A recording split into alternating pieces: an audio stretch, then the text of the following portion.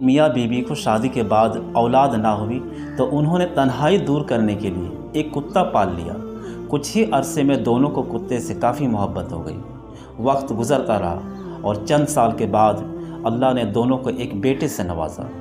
گھر میں چاند سا بیٹا آنے کے بعد دونوں کی توجہ کتے سے کم ہو گئی۔ ایک دن گھر میں بچے کو اکیلا سوتا چھوڑ کر دونوں باغ میں ٹہلنے چلے گئے۔ جب گھر لوٹے تو کتا دروازے پر کھڑا تھا اور منہ اور چہرہ خون آلود تھا۔ کتے کی حالت دیکھ کر بچے کے باپ نے انتہائی غصے کی حالت میں اپنی بندوق اٹھا کر کتے کو وہیں مار دیا اور پھر تیزی سے کمرے کی طرف بھاگے جہاں بچہ سو رہا تھا۔ وہاں دیکھا کہ ایک بڑا سانپ مرا پڑا ہے جو اسی کتے نے بچے کی حفاظت کرتے ہوئے مارا تھا۔